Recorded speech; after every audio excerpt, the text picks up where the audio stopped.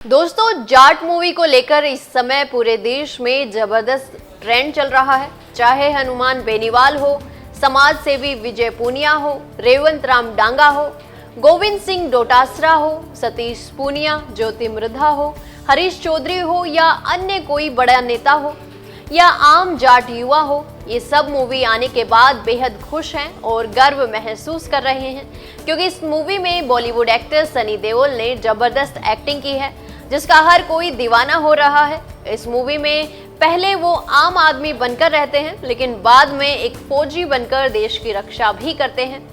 इस मूवी में विशेषकर जाट जाति के बारे में बताया गया है कि आखिर वो कैसे किसान और जवान बनकर अपने देश की रक्षा करने समेत दुश्मन के भी दांत खट्टे कर देते हैं। लेकिन क्या आपको पता है कि सनी देओल इस जाट मूवी में जो दिखाए गए हैं उससे भी अधिक जबरदस्त जाट राजा हमारे भारत में पैदा होकर शासन कर चुके हैं और उनका नाम आज भी इतिहास के पन्नों में स्वर्ण अक्षरों में लिखा गया है। तो आइए जानते हैं उन शेरदिल महाराजा सूरजमल की ऐसी कहानी जो शायद ही आपने सुनी और देखी होगी। दोस्तों, जाट मूवी में एक जाट व्यक्ति का जो किरदार बताया गया है उसमें अधिक जबरदस्त किरदार असली जिंदगी निभाने वाले महाराजा सूरजमल थे, जो राजस्थान के भरतपुर के हिंदू राजा थे, जिनका जन्म 13 फरवरी 1707 में हुआ था। उनकी देहावसान 25 दिसंबर 1763 को हुआ। दोस्तों, महाराजा सूरजमल का शासन जिन क्षेत्रों में था वो वर्तमान समय में भारत की राजधानी दिल्ली, उत्तर प्रदेश के आगरा, अलीगढ़, फिरोजाबाद, एटा जिले, राजस्थान के भरतपुर, धौलपुर जिले, हरियाणा का गुरुग्राम, रोहतक, झज्जर, रेवाड़ी, मेवात जिलों के अंतर्गत हैं।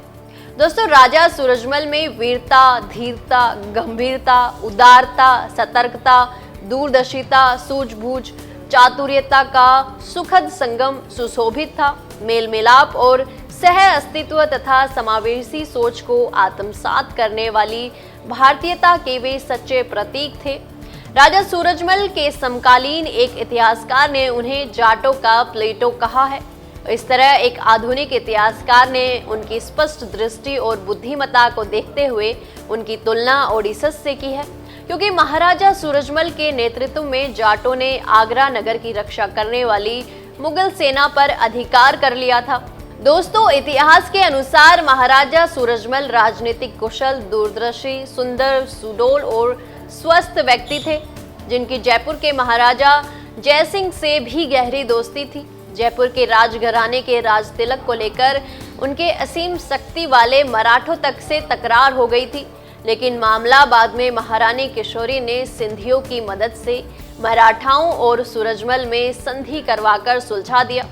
इसके बाद जाट शक्ति इतनी मजबूत हो चुकी थी कि सन 1757 में नजीबुद्दौला द्वारा आमंत्रित अब्दाली में भी अपने अमानवीय नरसंहार से सूरजमल की शक्ति को ध्वस्त नहीं कर सका। दोस्तों, देशद्रोही नजीब ने उस समय वजीर गाजीउद्दीन खां और मराठों के कोप से बचने के लिए अब्दाली को हिंदुस्तान पर आक्रमण करने के लिए सन 1759 में पुनः आमंत्रित किया था। पानीपत के अंतिम युद्ध से पूर्व बरारी घाट के युद्ध में मराठों की प्रथम पराजय के बाद सूरजमल के कट्टर दुश्मन वजीर गाजीउद्दीन खां ने भी भागकर जाटों के समक्ष आत्मसमर्पण कर दिया था। वेंदेल के अनुसार मुगल अहंकार की इतनी कठोर और इतनी सटीक पराजय इससे पहले कभी नहीं हुई थी।